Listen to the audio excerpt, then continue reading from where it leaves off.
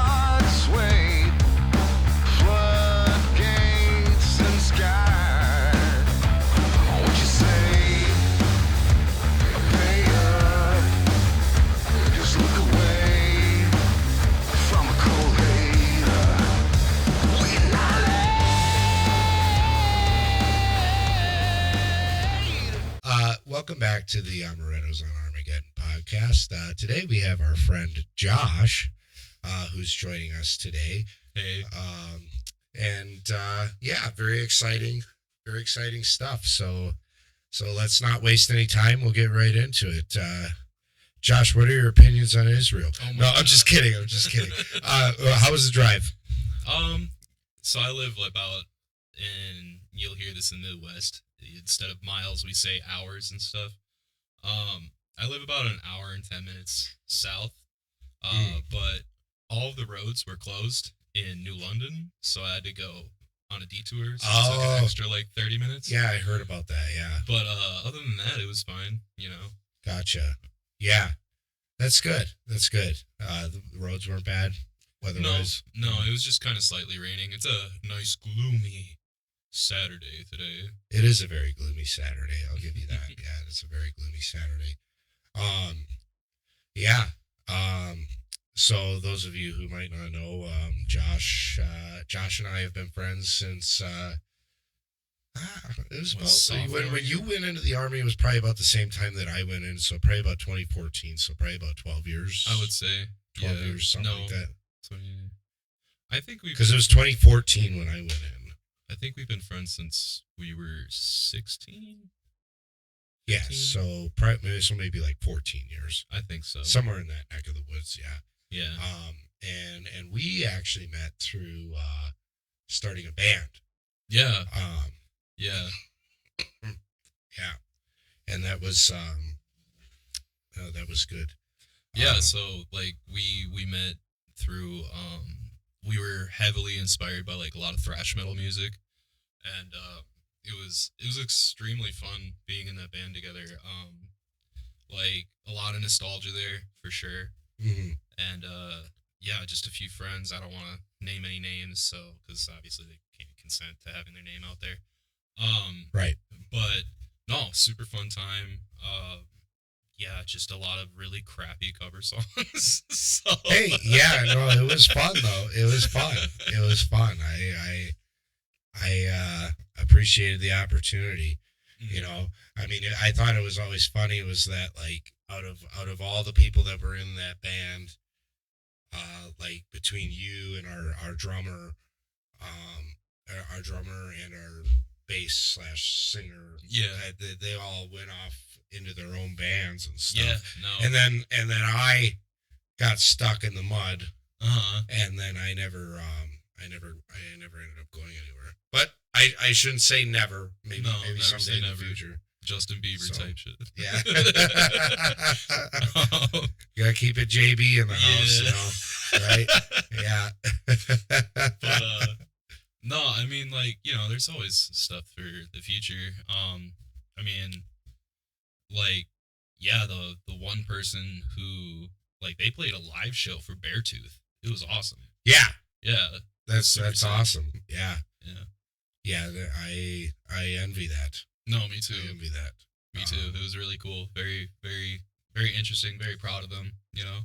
And it was a integral part of my childhood. I feel like that yeah. just having music involved and having people to share that with. No, for real. I think whether you view it spiritually, not spiritually, whatever, music is essentially like at the like genome of human interaction. You know. Right. I mean, our ancestors, we used to do it like all the time. Like music is an inherently human thing, and this like kind of expectation of people to kind of just like feel the need that they need to be super mega talented and super mega popular just to get into music is kind of a misnomer. Like it's supposed to be, you're not supposed to be good at singing. You're just supposed to sing what comes to the heart, and, you know, all this fun artistic stuff. authenticity. Yeah, exactly.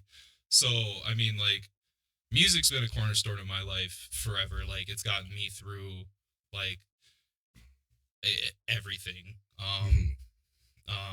As Chris has stated in prior aspects, like more agnostic, but I've always had like not a spiritual connection with music, but like a quasi kind of spiritual connection with music, because it really is something that you feel like deep down in your, I guess, soul or whatever, you know. Right. So music's what makes the world go around, man. Like, I love it. And I mean, I'm currently in a band right now. We call ourselves Face Dancer. Nice. Really, really fun stuff. We're trying to do more experimental, kind of like modern gothic mixed with like metal and maybe a little bit black metal, whatever. It's you know, it's fun stuff. Yeah. No, you said Face Dancer? Face Dancer. Face Yeah. Dancer? Yeah. So yeah, like, follow and subscribe them. Appreciate it. Make sure to give them some support. You know, I'm all about supporting everybody, not just my own endeavors. Mm-hmm. So I appreciate it, dude. yeah. I hope you do well with it, and I'm excited to see what comes out of it.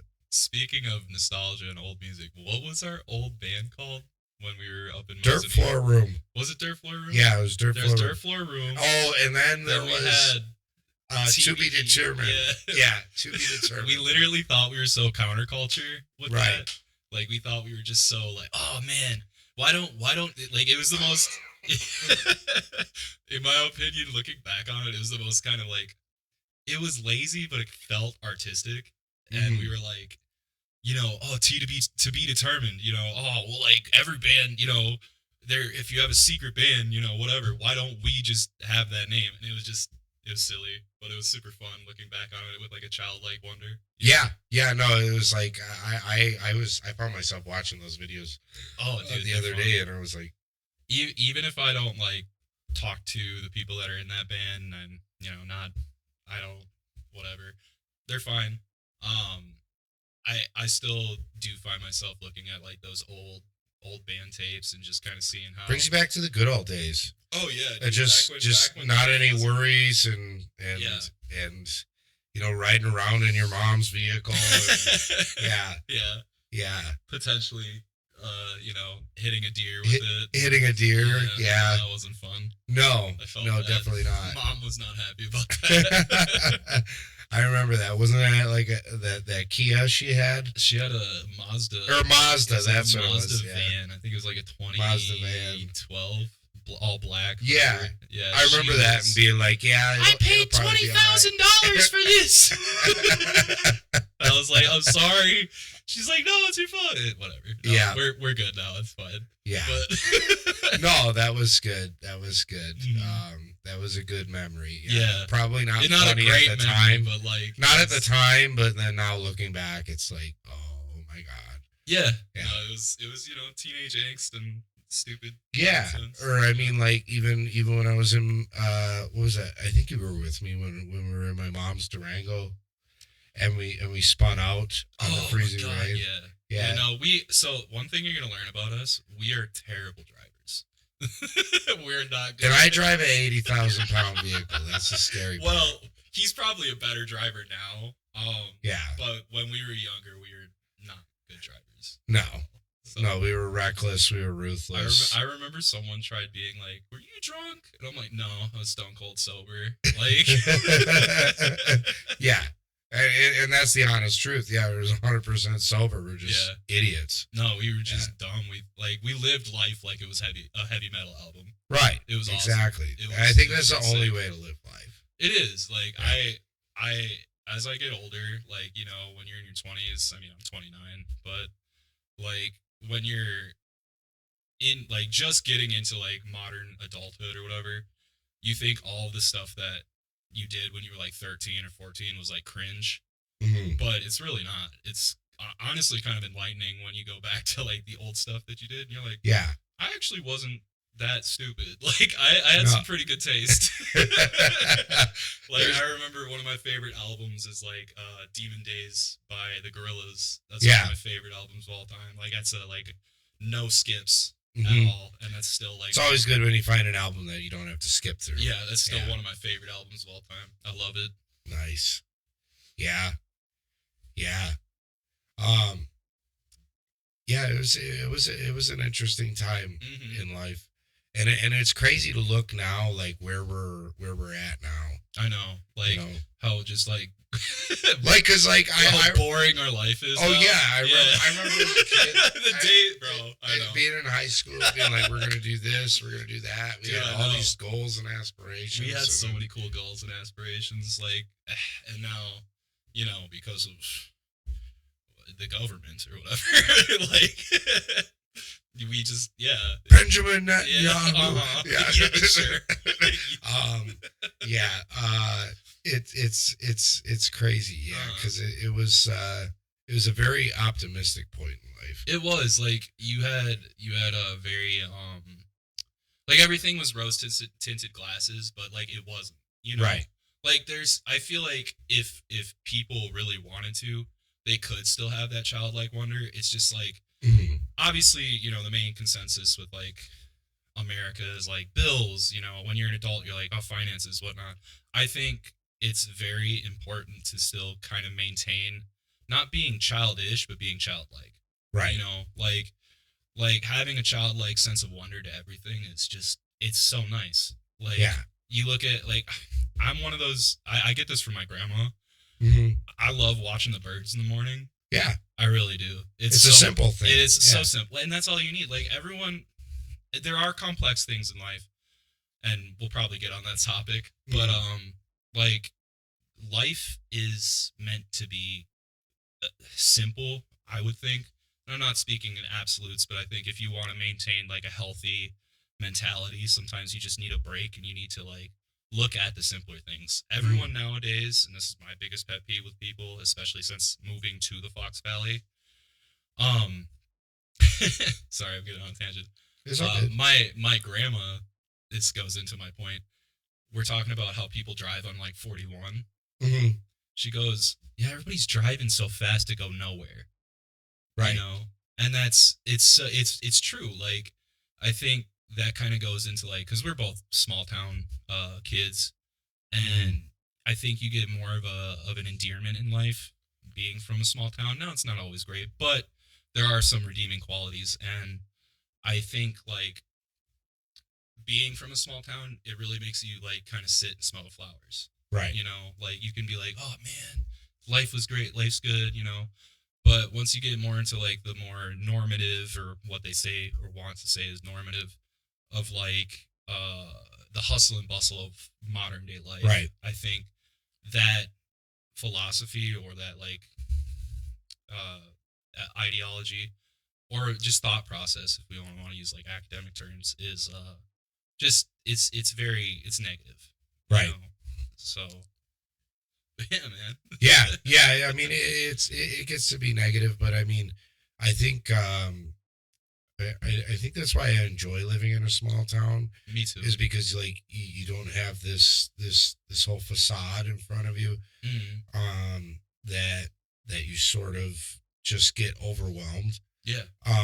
because what was it, my mom sent me a video on, they call it the bystander effect, right? Okay, what's that about? Of where like you just sort of, you kind of lose your humanity a little bit. And once you get When you out get of, like, around so much, it's so much to take in mhm. that you lose your your empathy and your sympathy and the passion and stuff too. yeah, Yeah. you lose all that because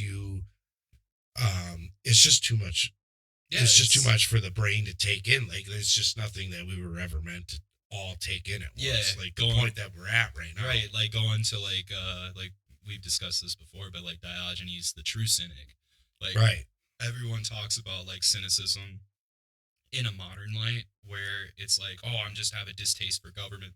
But like, excuse me. Cynicism when it was like created by I guess Diogenes from what I remember was like humans aren't supposed to be in civilization. Like Right. we're not supposed to be civilized. We're not supposed to like do that. It's very much like civilization is a comfort, Mhm. and sometimes those comforts can like really take away from the aspects of being truly human. Right. You know. So Right, because you become desensitized yeah. to a lot of the more grave things. Well, like what I was going to say with the bystander effect is that it's where you end up like let's say you see somebody drugged out on the sidewalk, right? Okay. If you're in a big city, most people like literally like walk around them and like step over them and do all that versus or I guess a better example would be like somebody's on the side of the road with a flat tire, Mhm. you know, and in a big city, everybody's got their own thing going on and they're very Yeah, it's- desensitized to it. So they just drive right on by. Mhm. But like if you were to get into like a town like ours, I mean, how many? maybe not all the time with some of the stuff that's happened, predators and Yeah, I mean, creepy like, dudes. It is but it is like, crazy how many times like you look and you're like, oh, small town's so nice, and then you see how many like sexual predators Yeah, are, well, yeah. like here. but my point would be is Mhm. in a generalized sense that I feel like people from a smaller community would be more apt to pull over and help. And I think it's because like a big thing that a lot of people I hear are complaining about, especially in cities, are like the abandonment of like third party spaces or third spaces, I guess is what they call it, which is like Mhm. community spaces where people can like talk and have a discussion or whatever.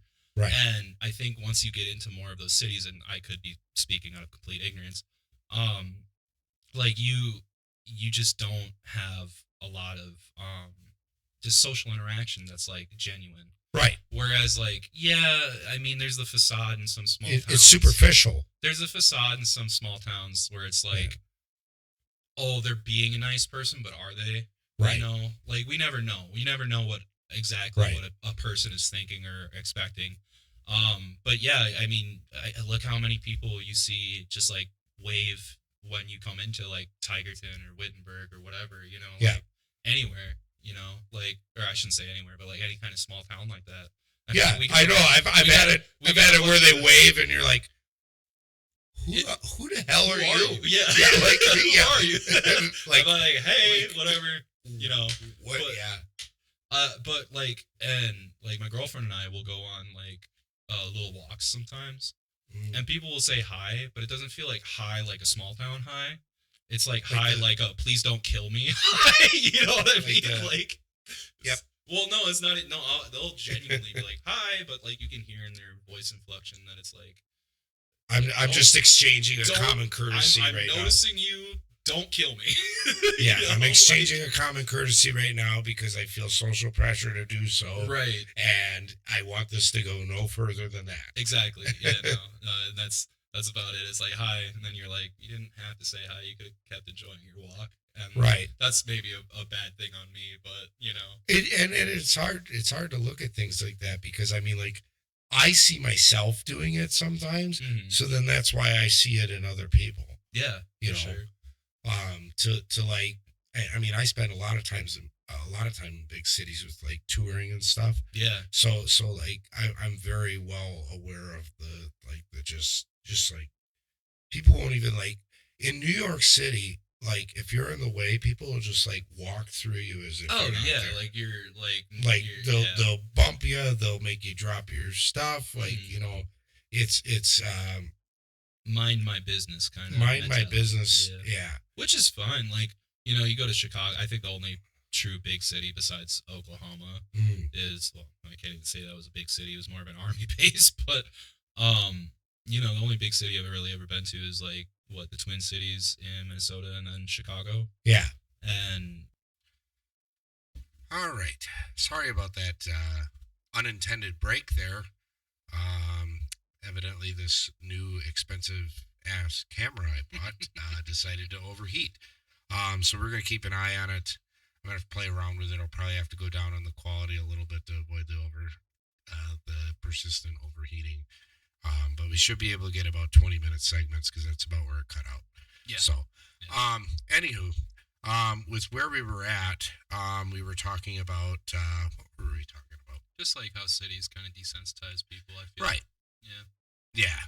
Yeah. Like I was talking about how I guess in Chicago, like I haven't traveled along around the U.S. at all. I've been pretty much a stationary individual, and a lot of stuff that I saw in Chicago is definitely like a mind your own business Right. kind of thing. So Gotcha. Yeah. that's basically all I had to say about that. Yeah. that I don't Yeah. really like it. No I mean, worries. I get it. There's a lot of freaking people. But yeah.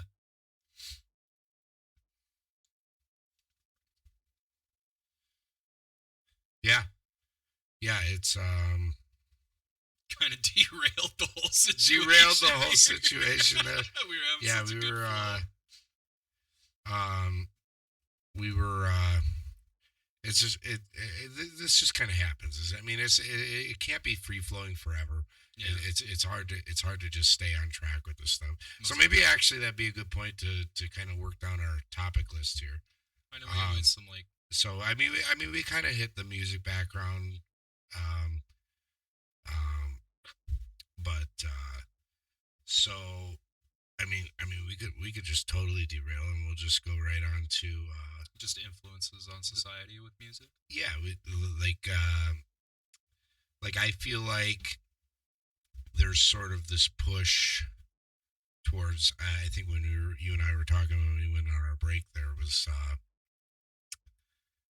like this instant gratification based is sort of getting pushed towards the forefront of culture, like even throughout music. Yeah. I think if you look at a lot of what's popular right now, I mean, even if you look at like AI music and stuff, people just want like, oh, I put in a program, it's there. Let's just go from there. right. I've It's- I've even had it pop up. Have you had ads for that Suno or whatever? Yeah, I've been getting a unfortunately. lot of No, I ads for know. that. And I'm like, I don't want this. I like creating my own music. Right, Like I like the struggle of being and of I course- suck. Let me try something. Of course, they picked the hot blonde to put on there. That's Yeah. like I wrote this wonderful Yeah, riff it's and so I put it in on Suno, and then I wanted a drum or a bass track, so I added it in, and Suno did it for me, Yeah. and it No, turned out I've done great. a- And I've she's done got a low cut shirt 12 and everything, yeah, like sure. just like you know. I've done 12-step reggae art avant-garde pop in like 16 seconds, and I'm like, this sounds like trash. It's hate trash. this. Yeah. Like There is nothing that I- will ever replace originality. no, exactly. And like I get a lot of people, well, I shouldn't say a lot of people, but I have people in my life who are like, have you listened to this? Like it had to be like a year ago or something where the AI music was starting to get super popular. Mm-hmm. But like I had people be like, hey, can you tell this is AI? And I'm like, yes. Yeah. I'm like, I can tell it's too perfect, it's too precise, and not even perfect in like a oh my god, it's phenomenal, but like it's too like choppy perfect in a sense. Right. I don't know how to really describe it any other way, but like you can It's tell. too like musically correct. Yeah, like it There is no deviation from the standard form of like making music. yeah, like I mean you have like it's not even like it's correct, it's like it uses every form of like mode that it knows, Mm-hmm. like because in a lot of music Like musical try. theory wise, Yeah. it's like it's it's right on the T. No, And not that's always. what, and that's kind of for me what makes it like not authentic. Like that, feel like that's what makes good music is that Well, that you deviate from, mhm, like you make your own identity musically. for sure. I think a lot of musicians even like, and you can look at like David Bowie or like Mhm. anybody who says that they haven't like done musical theory, but in Mhm. reality, it is like they use musical theory. It's just in their own interpretation. Like how a lot of like people have told me how music theory kind of works is that I'm terrible at it. I'm not good at it all. Never was good with the whole information thing. But they say like what sounds good is still within that mode or that scale or whatever. But it's more so a tool to be used than it is like something that you have to use. Like everyone thinks that music theory is just like authoritarian, like you need to do this. No, Right, you can and have, that's the like, way the algorithm of AI follows. exactly. Is it I can follows it to a T. Right. It follows that like those modes or whatever to almost a T. Um, but yeah, I don't know. I just don't like it. It is that instant gratification, and I think art isn't a form of instant gratification. It's a form of like expressing yourself, you know. Right. And how does one truly express themselves besides like kind of grueling with it the Right. entire time, you know? Right. It's something that's delayed, and it takes time to sort of find your sound, Mhm. and it's not something that just comes on wit's end. Right. No, exactly. I mean, you can have your spark of inspiration and whatnot, like that is from a source of instant gratification, but then you have to like delve upon that, right? Right. Right. So, Yeah.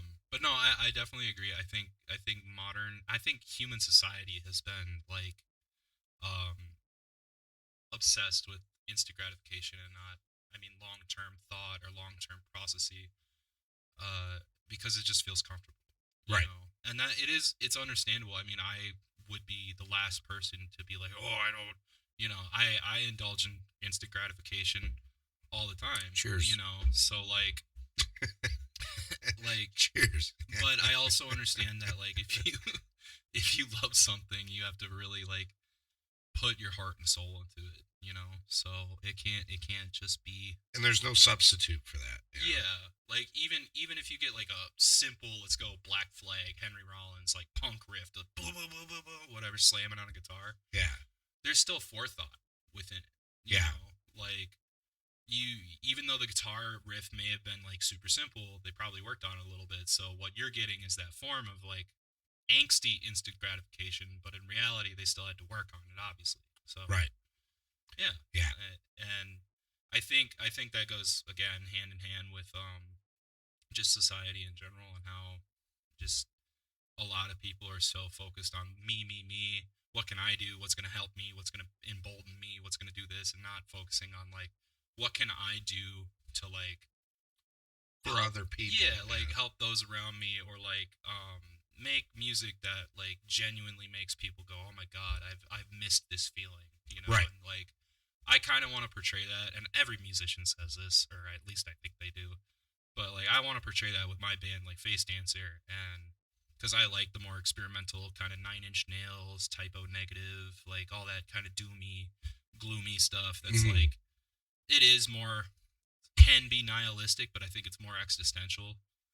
And I think there is a deviation within that, the existentialist kind of philosophy of like, I may not know what's going on in the world, and just like what is going on in the world or what you don't know, and kind of portraying that within a form of like musical narrative. And I think it's very tough because to put what goes on in here down to like pen and paper is is very it's hard, and that's It not doesn't it's translate not, word for word. yeah. So like you have to splice whatever, do your thing, but you know, you try to sound as genuine as possible without further down the line. And again, this goes back to like further thinking Hmm. of like, do I need to write a song like this? Because like you know, Right.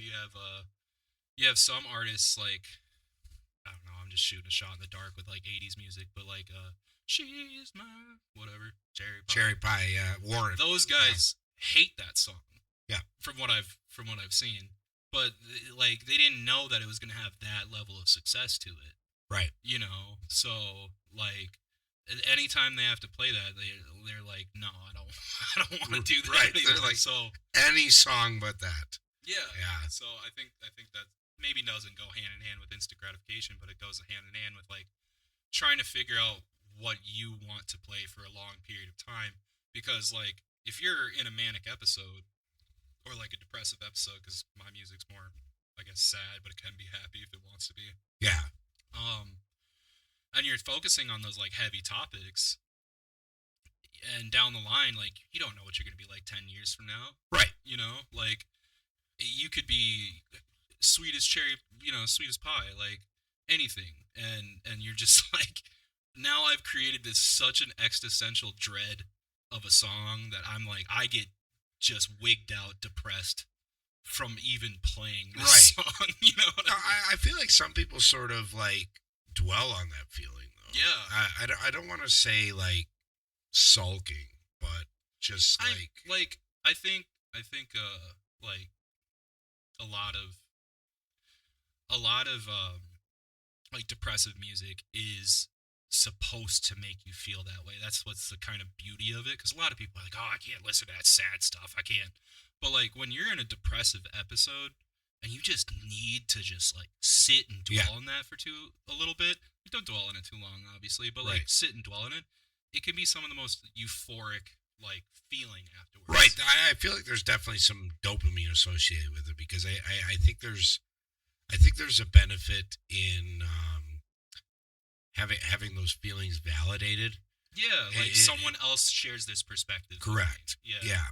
That like you're not crazy. Yeah, because a lot of the world is like essentially putting up these guidelines or whatever to make you be like, this is your Josh and you have to be this way and such, and it's like, maybe I just don't want to be that way, man. You know, right. Like there's, I got one life and I'm going to live it the way that I'm going to live it. Yeah. Yeah. Live your own truth or whatever. Yeah. You know, so it's very difficult when I hear people who like have this, it feels like a facade of them being like, I don't like sad music.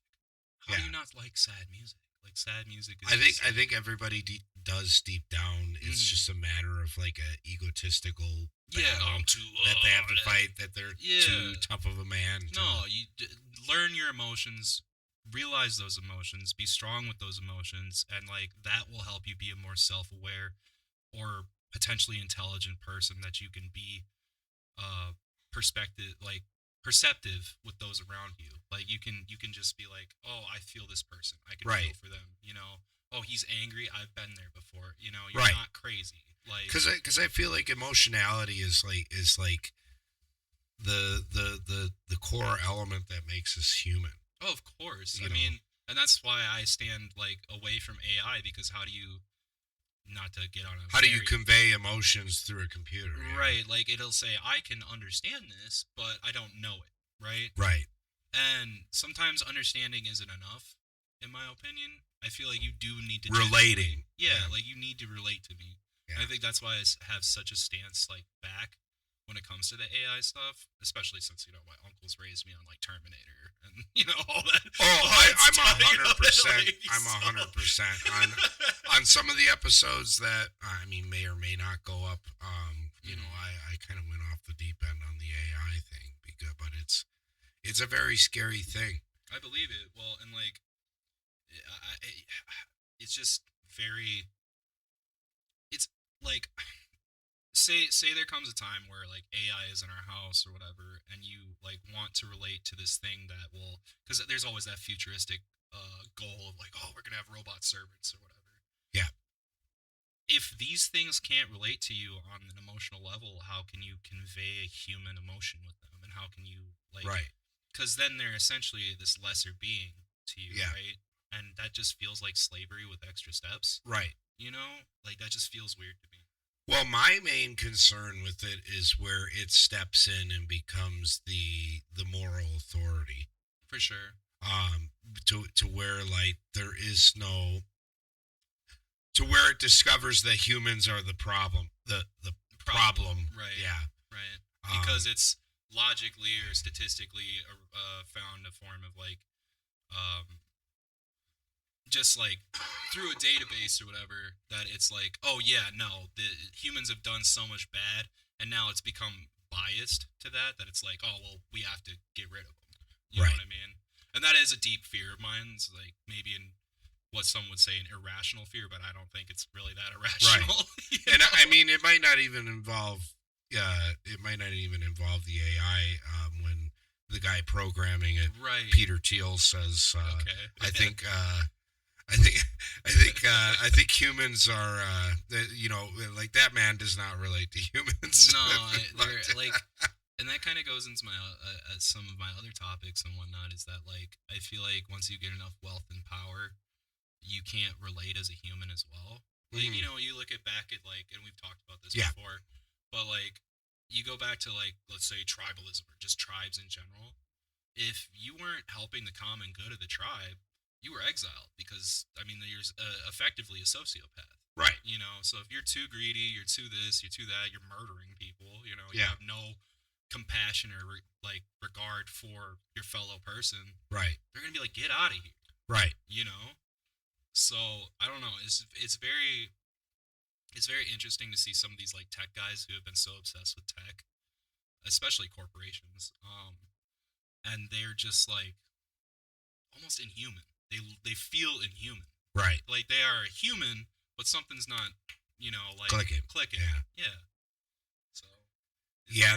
very- There's something there's some form of detachment. I feel like when you get to a certain level, which, like I think we talked before too, was that if you were to come from the bottom and then raise into it, I feel like you have a slightly better chance at having that. But there's a certain point of where if you've lived in that state for however long, Right. that you Or if it's like generationally like passed down to you. right in that sense, you have no clue Right. about what real human suffering is. Yeah. But if you you may have a chance if you came from nothing. But I think from the people that I've seen in power nowadays, it's been not even remotely. It's been all generational. Yeah. There's no underdog story. Everything you dig into, that there's somewhere along the line, mommy or daddy or grandma or grandpa had Yeah. money. Yeah. So they are completely desensitized to the real middle class or middle class / lower middle Even, class poverty. poverty, Yeah. like experience of human suffering. Right. No, exactly. I definitely believe that once you, like you said, once you hit a certain point, it's like the point of no return. You know what I mean? Right. Like, you can't relate to how your fellow man is feeling in this so like aspect. And I think that's why you can see like people, I guess, in American politics and Congress, like who have been like just given so many lump sums of money that they haven't even worked for, and they're just like running with it and then just saying, okay, screw you guys, Yep. whatever, and like as like a class kind of issue, like working class issue, it's kind of like the working class is kind of left in the dust, Right. So Yeah. Yeah, they just kind of get left behind. yeah, Well, because in order for how these things work, economically, that there has, in order for them to be where they're at right now, there has to be a separation of wealth for them. In For order sure. for it to like mathematically work, you cannot have a equal distribution of wealth, right, because otherwise they would not be able to hold the status that they do. yeah, You know, is like- and which I'm not saying it's right, but that Right. just numbers wise, This is how it's been. that's why well, I mean, you look at like they have no interest in pleasing the middle class, because the middle class stands between them and absolute superiority. well, and that's the thing is like you don't even have like rich guys anymore. Right. They're like omega rich, like it's Mhm. infinity and beyond for them, like. Right. Because like I think they were talking about some like data analysts or whatever, how they see the economic kind of graph Mhm. of like, okay, this is the poverty level, this is, you know, middle class, and then this is like rich people. Well, the poverty level is here now, and rich people are like up, Yeah, you know, it's way up. exponential, It's yeah. like there's such a wealth gap within America that it's so like it's just like almost feels. I don't like mean an to cut you existential short, but crisis. looks like it's starting to overheat again, Yeah, and it's yeah. right at the 20-minute mark, so it's right on time. Dang you! So we're gonna Bezos. make a more soft transition here. Yeah. So we'll be back shortly. Thank you.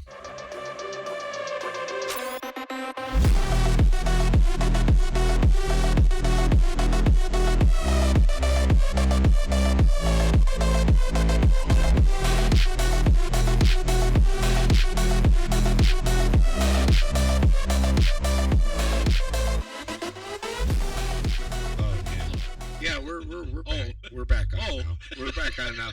We skipped the Oh. viewpoints on Oh. foreign policy.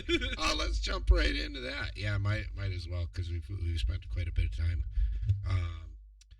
So, yeah, Josh, what are your viewpoints on foreign policy? I am not smart enough to talk about this, honestly. No. Yeah, just to jump off the rip, I'm more like definitely I don't know. Foreign policy. It's such a it is. So, unfortunately. like, for instance, let's say, like, what do you believe like in, America should be like America all- first foreign policy? No, not really. Like, No. like I mean, it. If do you mean like the Trump way or like the actual? Like in looking for our prosperity prior to involving ourselves in other conflicts. Well, I mean, like you look at because America's essentially been what like world police since World War II. Right. You know, I definitely think that's caused a lot of countries to look at us in like a negative light, and we're kind of like always in people's business. Yeah. You know, I mean, we have how many army bases around the world and whatnot. I think in like a true sense where we like take care of the American populace, which is what I've kind of like talked about already, then yeah, I would be more American first or America first. But like I don't like the notion of like sticking our nose in other people's business. Especially with how like I mean like our military industrial complex is just so Oh, it's so insane. high. Yeah. Like there's so much power in there that we don't even know about. They haven't Right. told us about, you know. Like every 20, 30 years the CIA will like give out information because they're like, all right, it's not classified anymore or whatever. But Right. no, I think if I want to simplify this kind of aspect, I guess, or this thought is, I think we just need to like leave other countries alone. If they need help, like they can call upon us for sure. But like, I don't know. I don't think we need to like be giving a bunch of money. And I am not educated on like Right. you know foreign policy and what all it all entails. But if I'm talking about it in like a working class kind of like simplistic way, I think we need to take care of like American people first. Gotcha. And then, you know, like if we have asylum seekers and stuff, sure. Like I don't know. It's a very loaded subject. In like a retroactive, I guess retroactive perspective, it's just like I don't think we need to be as offensive as we are with. Yeah, and I kind of blame like Reaganite politics because of Yeah. that. You know, like Reagan kind of set this like it's either us or nobody kind of thing. Yeah. You know, and I think that's been kind of like a decline in one how other countries view us, Yeah. and then like I mean, but we've been doing shade shit forever. Mm. But yeah, I think once Reagan kind of took the scene, or even Nixon or whoever, like once we started really getting into other people's business and not allowing them to kind of freely enjoy the fruits of forms of democracy or anything like that, it kind of hurt our public image Right. as like a nation. Correct. So Yeah, I think I would stem my belief on it as like I say America first in like the sense of sort of the same way you were speaking in that we don't have the authority that we seem to think we have in like meddling into all these different aspects. And I think a lot of that stems from lobbying, For sure. because I think, and that's really where I get aggravated with why aren't we America first, is because we're the interests of a foreign government on our policies is just absolutely absurd to me. On why even that a politician should be able to accept money from a foreign interest, because then it's not really the interests of the American people of what's getting voted on, and you're no longer like voting on behalf of your constituents as what a representative should be in a democratic republic. Yeah, like you're not serving the interests of American people. No. Like you said. No, and I think that really just sort of makes for a government that doesn't serve its people. Exactly. Yeah, I completely agree. I wish there were more like, whether you want to call them like social safety nets or like more visibility for the marginalized peoples or whatever, like, or just Americans in general, just working class people. And we touched on that before, but like, yeah, I think a lot of it really just boils down to who's paying them, what's going on with what a lobbyist wants, whether it be like big oil, big pharma, whatever. All this stuff, and especially insurance companies. Right. Like it's nuts. Like you don't see any other country with like the type of insurance policies that like we have in America. It's nuts. Like, Yeah. Most other countries have like forms of like free healthcare or like healthcare in general that is like genuinely helps people. I guess one argument would be like, oh, it's got a long waiting list, but they're like still helping people. Right. But I think for the most part, like profiting off of the health of American people, I mean, when you break it down like that, just sounds gritty and gross. Right. Like that shouldn't be a thing. Right. Like I think obviously, like I mean if you're intellectually honest, I mean you do have to see the fact that it has to be paid for somehow via taxes or whatever. Yeah. Like it does, And but it's also like you said, profiting off of that Right. is sort of it opens the floodgates in a free market, which is where I was always for a while very free market, pro free market. But there is no free market. But it's it's to 13 the mega point of corporations. like greed is such a integral part of humanity. I don't. That it eventually comes about. It becomes corrupted in some sense. So that it's not a reliable way to like. I would like it to be privatized to not have the government involved, in a perfect world sense. Okay. But then now, like you said, they're profiting, and not even like a small margin. It's a lot. Like a small margin that you could justify in the sense that you have to reinvest in your business, you have to pay your workers, you have to provide insurance for them, you have to. Honestly, I'm tired of the gimmick. Yeah, the profit motive. And it's like, why don't we stem this conversation all the way down to why is it so unaffordable that I even need insurance? No, that's what I'm saying. So like, a lot of people will be like, "Oh, taxes are bad," but a lot of people, and if you talk to some of the like American populace, you talk about them with like taxes and how it breaks down, whatever. Mhm.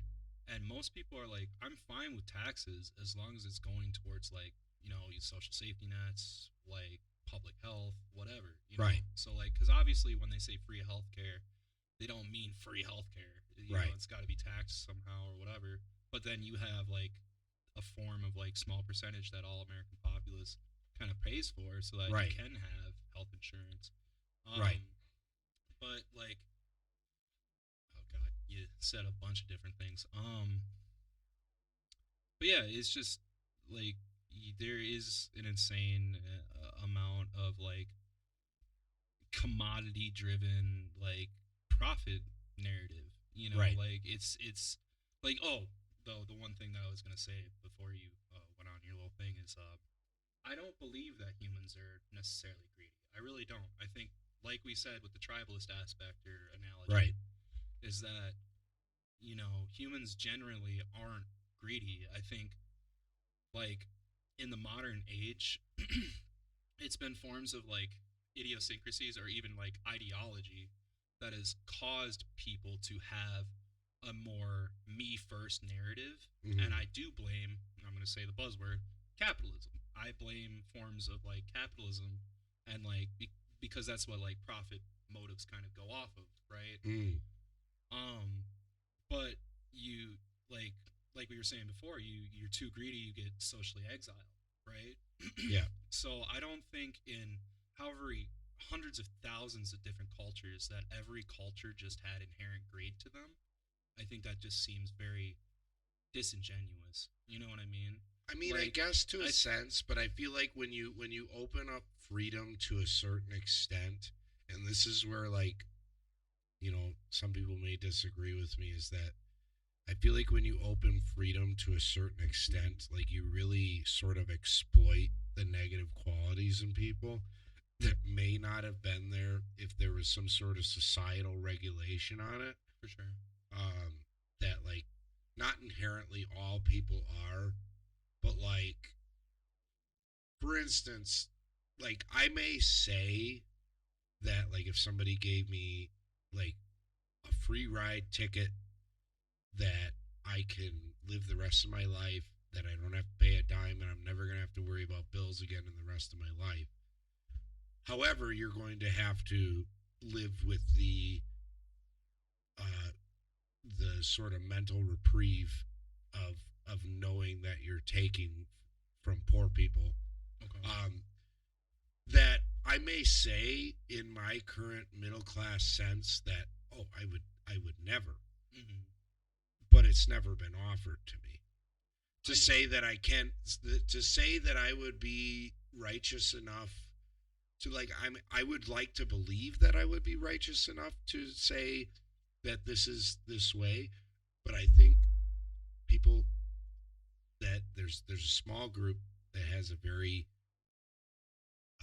influential way of speaking and persuading people in these situations to where they might not have made a greedy choice, to where they can feed on these negative aspects of these people that are like, I feel like they vet people.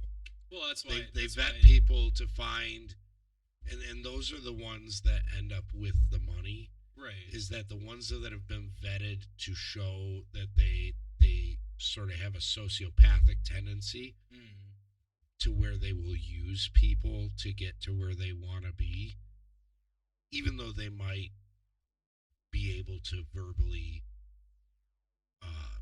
explain on why they would never do that. Excuse me. But they would, that they find these people, and then it ends up being to where essentially what I'm saying in layman's terms is that I feel like it would be disingenuous of me to actually say that I would never make that decision, being that I've never been presented with that opportunity. Right. I'm not saying it in a way to say that it's right to take that opportunity, but I think it's hard for me to relate on that. Well, yeah, because I mean, essentially, we're speaking in hypotheticals, right? Right. Like, so that's why I talk about the whole like, and you can talk, I guess, like some psychoanalysts or philosophers, like Slavoj Žižek, he talks about a lot of stuff that's like Mhm. about ideology Mhm. and how it has a effect on people. Mhm. Like, I mean, like, look, if we want to break down forms of ideology into like, I guess a more simple term, it's like essentially what life has told you you need to grow up to be. It's Right. like it's not brainwashing because that kind of steps into more like conspiratorial kind of terms, Right. but like or like the negative whatever buzzword, but ideology is essentially what a nation or like a government or a culture is like essentially getting you to subscribe to. Like, Right. it's what they want you to do. So I don't think there is like a certain amount of people. I think that's just how it's been set up.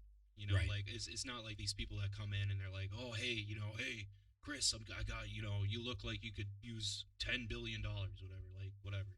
It's not like that. I think it's been set up from the jump, and that kind of ideological aspect needs to kind of change.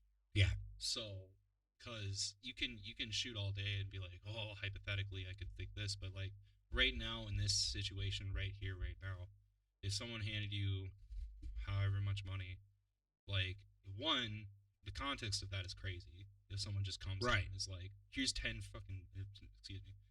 billion, but like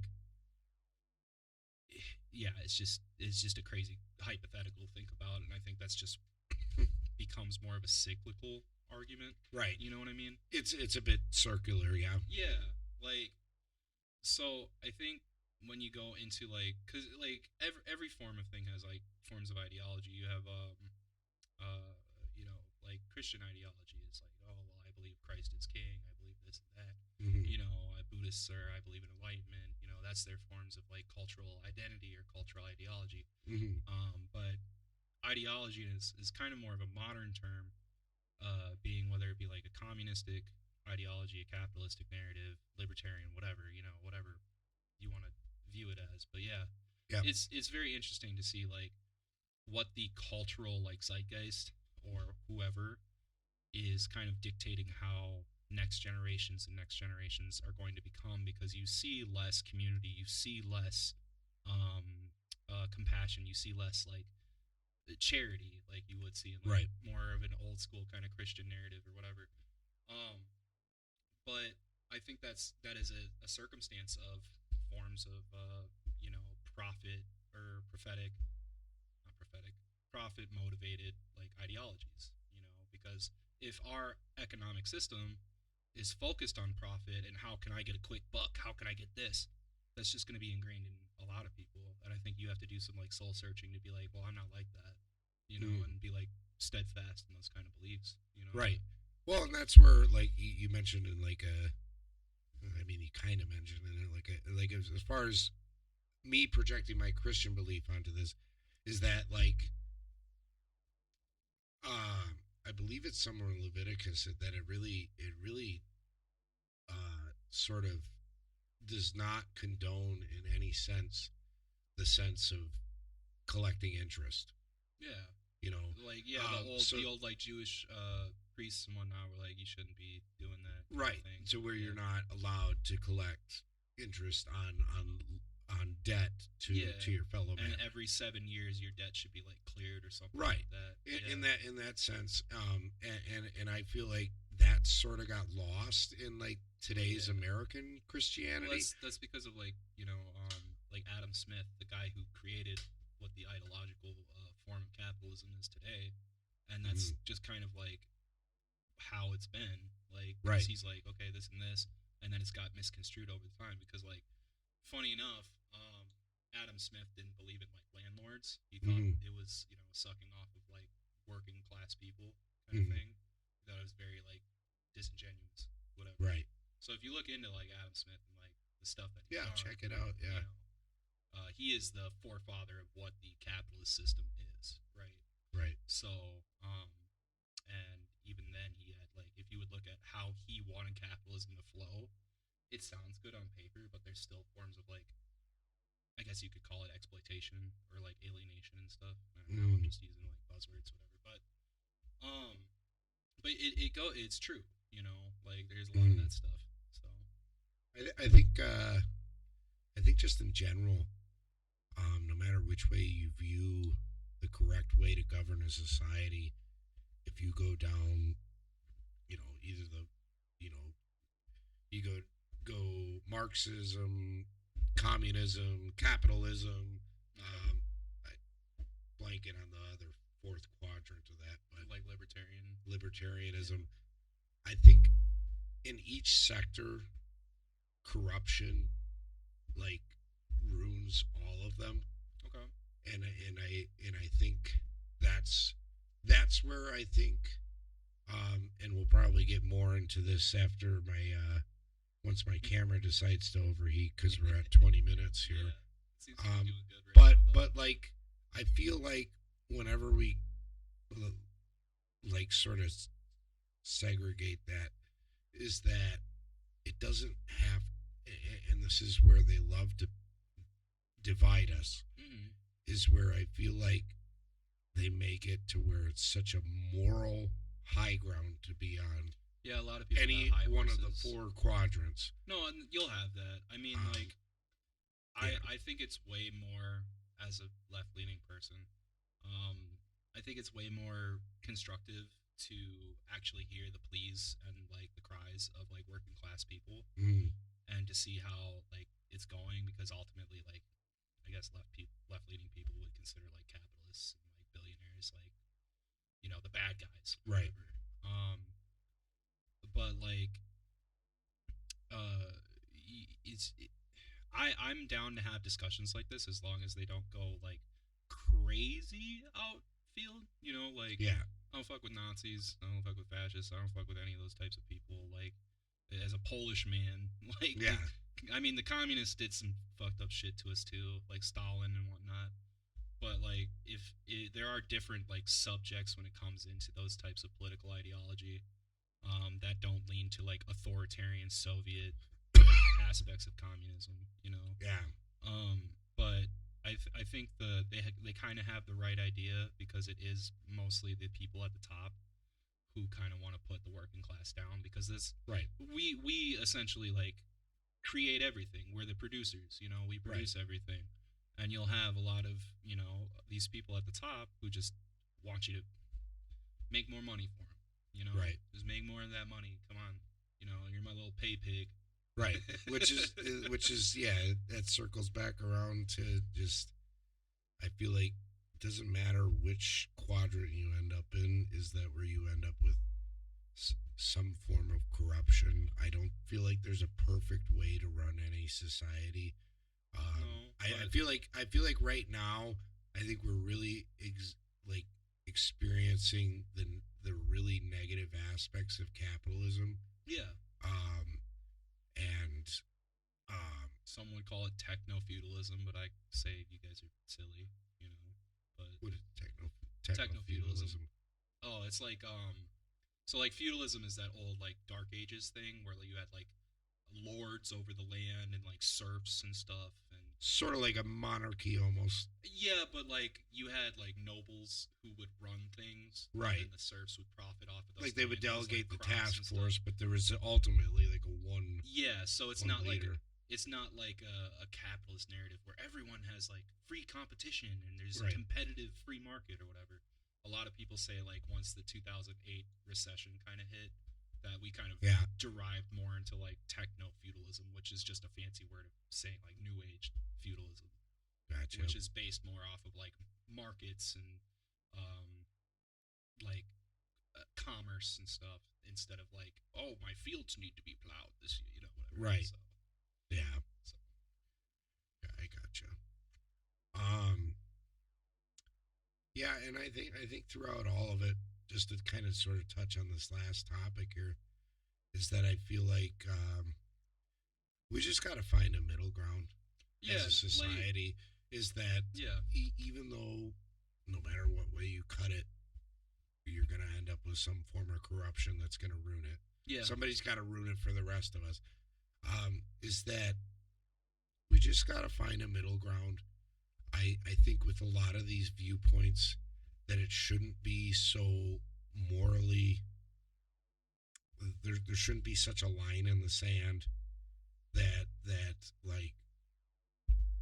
I mean, because the media really loves to pit these talking points as depending on which station you listen to, whether it's Fox or CNN, Yeah. that they pit these news stories as this is how it is, and if you find somebody that doesn't agree with this, they're a bad person. Mm. And it's I mean, you could end up on either side of the aisle, you know. I used to be pretty MAGA myself, and I can, so from that experience I can tell how somebody would end up in that situation. Yeah. Just just like somebody who may be very far left leaning, Mm. that they may dial back a little bit once they start to interpret all the information that's out there. I think in all of it though, I think the silver lining is that it is such a great thing that we live in the age of information.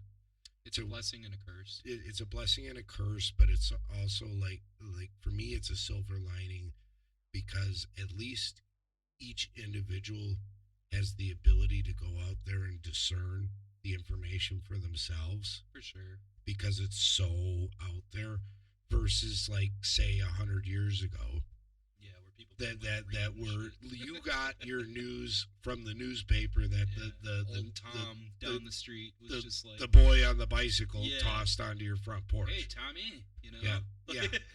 Yeah, how's the that- paper today? that's what you got. Yeah. But I mean, my point in that being is that it's people need to stop putting the blinders on, Mm.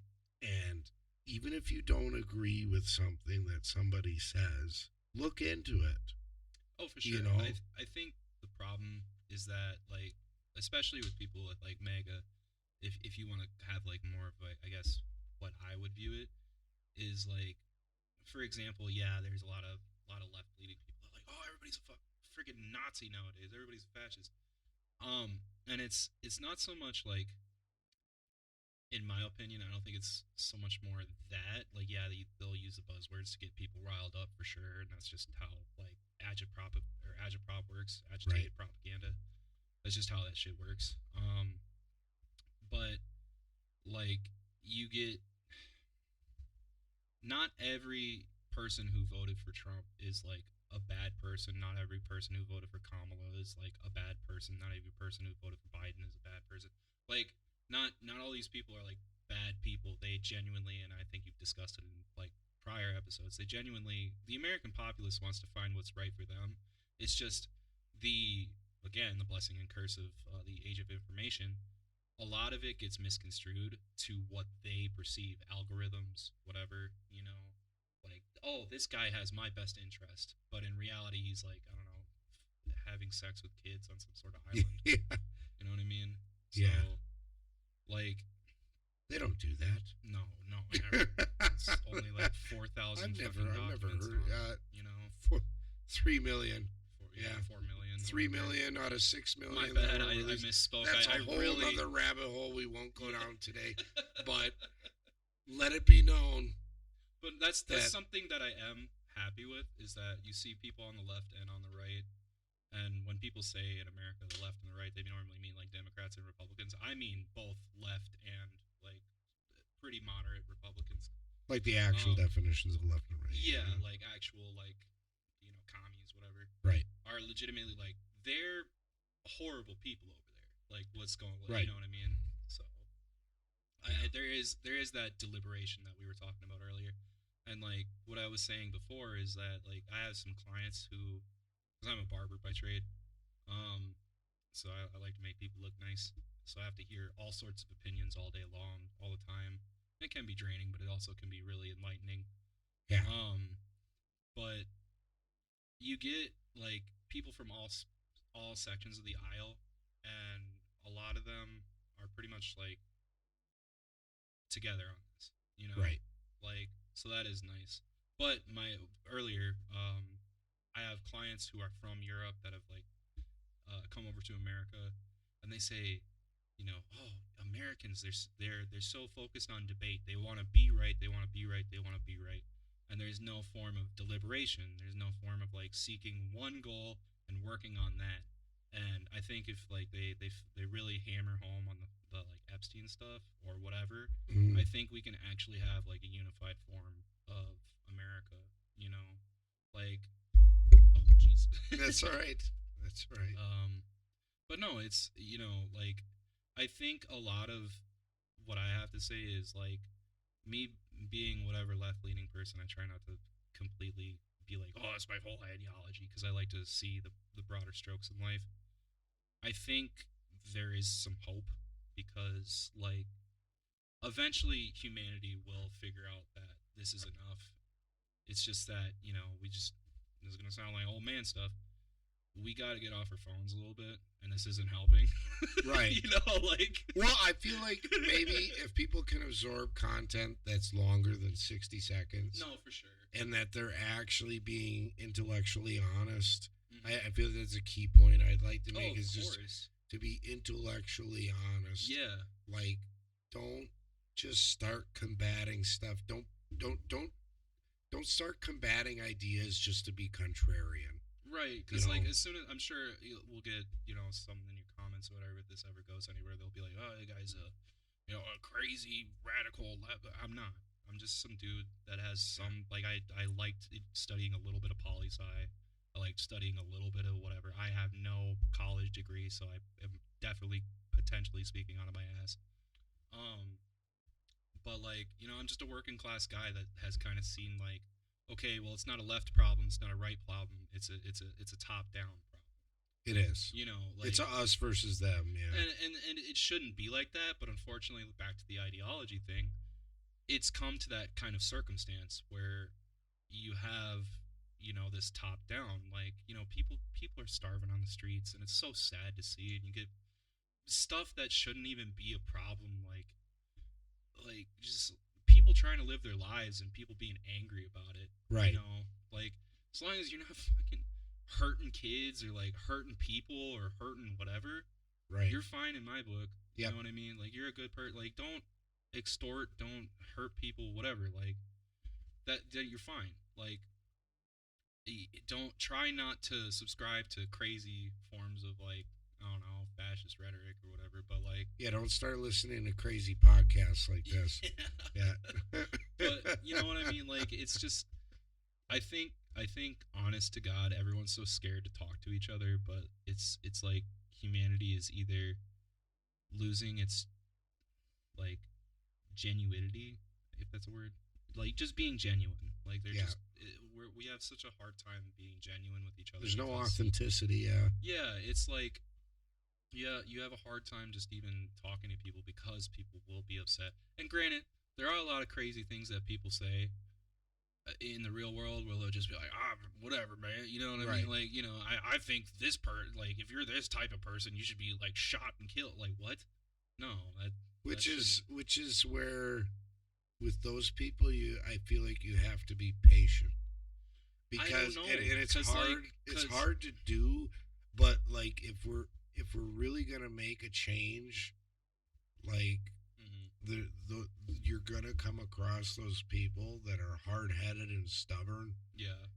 and I try to think of it humbly as myself, that if I may have been in a different situation, just out of possibility, Yeah. that if I would have maybe started in a different situation, that I don't know that I couldn't be that person that's opposing me so heavily. Well, and You like, know. I've talked to you before, but I think like a huge component to like why there is a lot of that ignorance or, hate for marginalized people or whoever, just hate for your fellow man. It doesn't even have to be marginalized people. Just hate for your fellow human being is because there is like a lack of education within America. Like, There is. You know what I mean? Like, I think, Non-propagandized education. for I sure, should say, for sure. Because like even as like person myself, I don't need a 6-year-old learning about like Nazism or like communism or capitalism. Like they should be learning about like, hey, sharing is caring, and like help your fellow. Good person. human quality characteristics. Yeah. Like they shouldn't know about like economic, which I'm sure doesn't happen. I know a lot of people blow that shit out of proportion, but like I don't know. Like of course, as we're on our phones constantly, we're just gonna be like, well, this is what's happening because this guy in these glasses said so, or this person in this bandana said so. This guy in this Yeah. cross and crown of thorns cap said this. Yeah. Like it's just, like again, I think the main goal of your podcast obviously is just to, you find maybe not the truth, but like social truths. Right. Like I think Thomas and I discussed before is that it's virtually impossible to come to the truth because in order to come to the truth, you would have to be all knowing and all omniscient. Right. So it's and all of your things in life that you deem as truth in your head are all evidence based. There's nothing that's like for certain. Yeah. In like a very broad philosophical sense.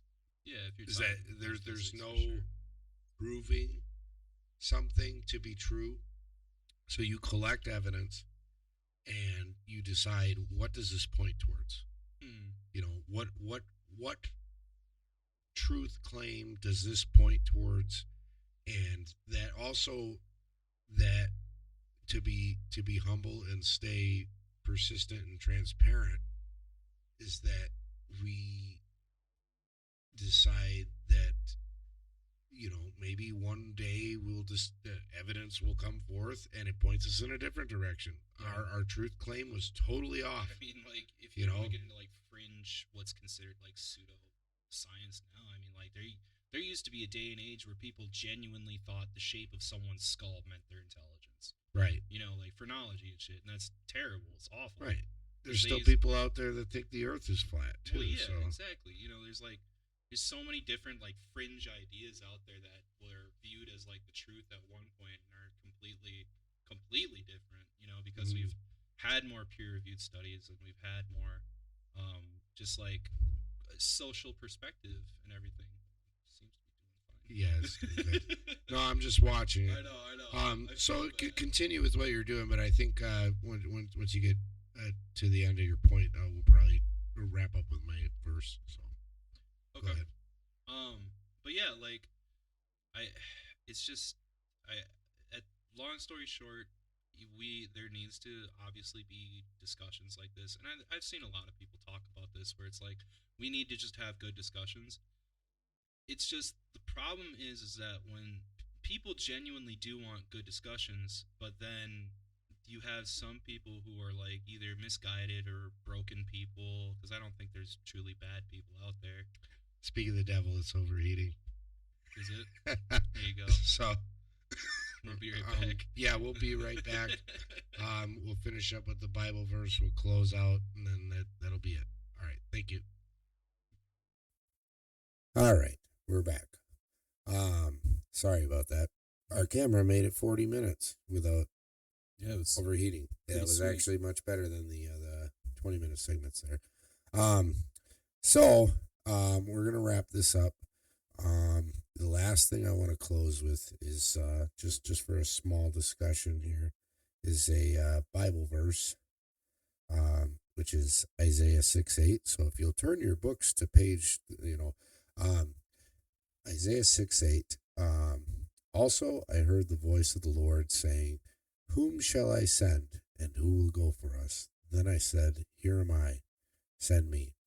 And the reason I want to bring this up is because I think it aligns very strongly with my mission statement for this podcast, in the fact of like, I think there's a lot of people that are afraid to talk about these things, and have discussions, and in my Christian belief, it is a calling upon me to be that voice that steps outside of this sort of silence that's been driven to us as people, to where we feel like we can't even have a discussion about things. And I think for me, I'm going to have that as sort of my mission, is to be not going to align to left or right, no matter how much people want me to, or society drives it that way, that I'm going to be just somebody that's going to seek truth without any sort of hidden agenda, and that somebody's got to do it, and that I'm going to step up to sort of hopefully lessen this divide. And maybe I won't be successful in it, maybe I will, but I'm going to try. And I guess going off of that, because I am an atheist, but there are a few passages in the Bible that I can definitely take like good words from.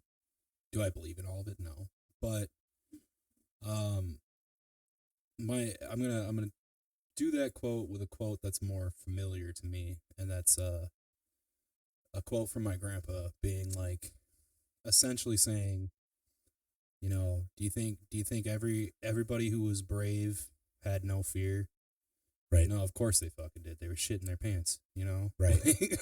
So whether it be whatever your spiritual kind of guidance, because I try to respect everyone's beliefs and whatnot, or whether it's just something in life, I think being brave is a good thing. And if you're scared to do something but you're passionate about it, that's where bravery comes in. You need to have the courage and that bravery to essentially push through that divide, or push through social norms or whatever.